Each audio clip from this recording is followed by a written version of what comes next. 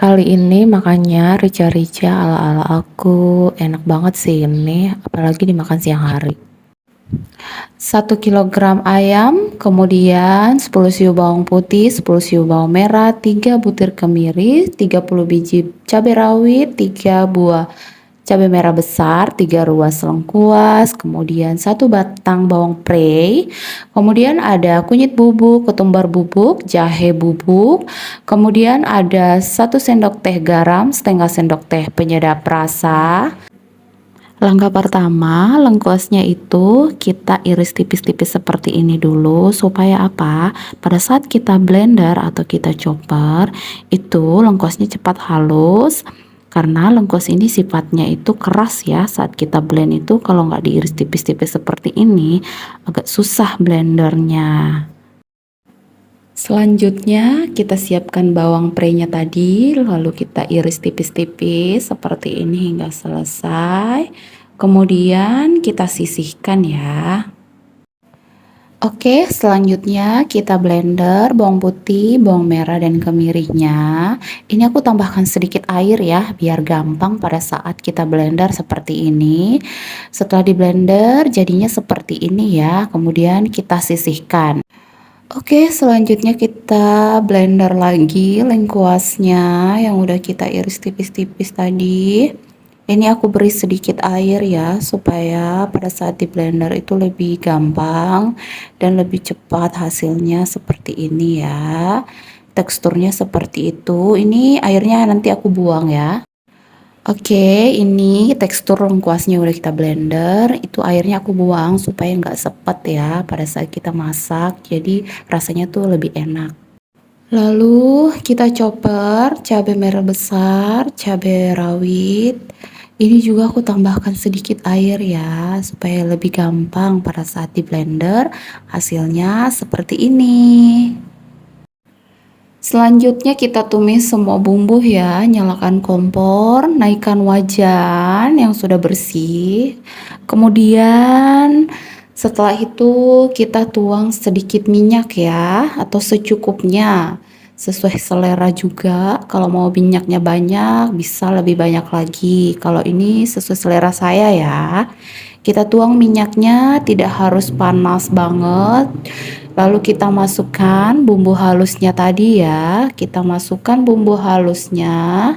Kemudian setelah bumbu halus ini dimasukkan, kita masukkan juga bumbu bubuk ketumbar, kemudian bubuk kunyit, kemudian bubuk jahenya tadi ya, kita masukkan, langsung kita tumis jadi satu hingga matang, hingga berbau harum ya. Ini kita tumis terus, kita aduk, jangan sampai gosong ya.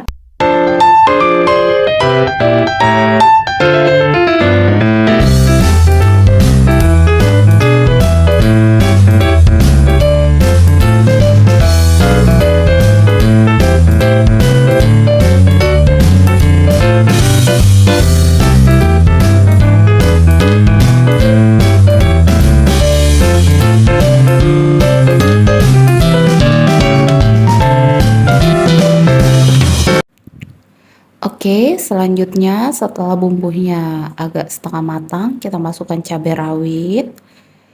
Ini kita masukkan semua ya cabenya, nggak perlu dibuang airnya ya guys. Itu kita aduk-aduk hingga rata, hingga cabenya itu matang. Cabenya itu benar-benar harus matang ya, sampai keluar minyak seperti itu ya. Supaya nanti nggak bau langu. Gak enak kalau bau langu cabenya. Ini kita tumis terus sampai kering seperti ini, sampai minyaknya keluar seperti ini. Itu berarti udah matang ya cabenya, sama bumbunya juga. Next kita masukkan lengkuasnya, kita aduk-aduk lagi. Kita tumis juga sampai lengkuasnya itu matang. Kita tumis sampai matang ya. Kita aduk-aduk terus seperti ini, jangan sampai gosong karena kan ini minyaknya nggak sebanyak yang aku pakai ya, maksudnya minyaknya nggak terlalu banyak, jadi nanti cepat gosong kalau nggak terus-terusan diaduk. Ini kita aduk terus seperti ini ya, kita aduk-aduk hingga lengkuasnya mateng, lalu kita masukkan ayamnya. Masukkan ayamnya semuanya ya, jangan sampai ada air cucian ayam yang menetes. Kenapa?